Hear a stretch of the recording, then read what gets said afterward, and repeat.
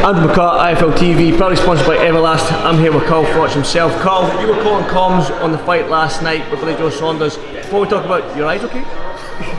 Before we talk about the fight, the injury itself, how were you seeing the fight? It was going quite well, wasn't it, for Billy Joe? It was, yeah. I had him down a couple of rounds on my card. I was being quite, I was being not biased, but I wanted Billy Joe Saunders to do well. I'm British, and he was busy in some of the rounds, and he was outboxing Canelo at times, and not really getting hit with much back. So I scored Billy a few rounds, 3 or 4 rounds. So he was like 2 down on my card. Going, how you doing? Cheers, Frank. See you soon, mate. It was a couple of rounds down on my card at the end of the 8th. So it's close to what the judges. Cheers, everybody. I'll see you soon, mate. Nice one. Yeah, see you soon. So yeah, he did well, but he was down, and Canelo was looking like he was going to pick the pace up and march forward and start to really send some of them big digs in like he was doing. And the stoppage couldn't come at a better time. Great stoppage by Mark Tibbs. Billy Joe didn't pull out. He didn't quit. He got punched in the eye and he fractured his eye socket. And anybody I know that's had a fractured orbital eye socket, it's such a debilitating injury. I'm hearing it's multiple fractures as well. No, exactly. And if you're going to get someone who's not really much of a... If you're going to get someone like, I don't know, who done punch? Paulie Malignaggi. If it was a fight against someone like him and he's peppering away, hitting shots, you look at that as a trainer and say, right, he's not really going to get hit with any big digs. He's got a chance of winning. He's in the fight. Let's send him out for another round. When you're against Canelo, who's sending big, hurtful-looking blows, and you know there's a problem with the eye because you're talking. You know, Mark Tibbs is talking to Billy Joe and he's giving him feedback. He knows his man, so he knows there's a problem. He's made a decision there. Fucking great decision as well. Pull him out of the fight. Live to fight another day. Yeah. He was losing the fight. He was on his back foot, taking digs, and with one eye, the writing was on the wall. Why get punished? This is boxing. It's a sport. It is his livelihood, but you know your health is far more important. He's got kids. Health's far more important. So great decision by Mark Tibbs to pull him out.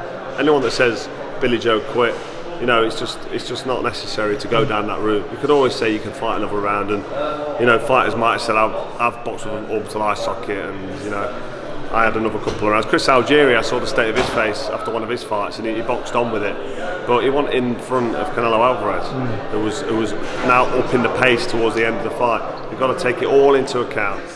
Billy Joe did really well, fantastic. Should be proud of himself. He did himself very proud, and you know, it was an enjoyable evening. It was great to have crowds back. Before we talk about the crowd, I want to just how good is Canelo then? Could he be one of the greatest ever in terms of what he's achieved so far in his career? Stylistically, the way he moves and his power punches that he looks for, I wouldn't put that in with a Roy Jones Jr. or Floyd Mayweather. That style, you know, because it's not. I always say the greatest of all times are the fighters. Their boxing's about hitting and not getting hit, and he does get caught, and he looks to load up and bully his opponent and smash him around the ribs with big heavy blows. Don't get me wrong, he's a great fighter, he ticks all the boxes, he can box and move, stylistically he's fantastic, his defence is amazing, he's a big puncher, and he probably is one of the greatest of all times, but I prefer a Sugar Ray Leonard or a Roy Jones Jr., you know what I mean, them type of fighters, but that's just me. I mean, you spoke about the crowd, 70,000 fans, you've soaked it up before as a fighter. What was it like soaking that up, let me get this right, post-pandemic, pre or post, I can't remember which one it was. Post-pandemic and stuff like that, 70,000 fans. You've been in the bubbles. Do you know what it's like with no crowds? How did you feel in there last night? It was awesome. It was like being back in the day when you have proper crowds. Even the O2 were 20,000. Wembley Stadium when AJ fought Klitschko, there was 90 there. There was 80 at another fight as well. There was, yeah. I've been there. Seen it. You know, first never follows. You know that. Exactly. But no, the big crowds and the atmosphere. Just you can't beat it, mate. It just makes you feel alive. And human beings are meant to integrate and talk to each other and look at each other's faces when they're talking. You know what I mean? And we've not had that. So very strange times at the minute. I've got my opinions. I don't agree with a lot of what's going on, but I'm not going to delve too deep into it because you go down a rabbit hole and start upsetting people. That's another interview. That's a podcast. Yeah, it's a podcast. But everybody knows most people know what's going on.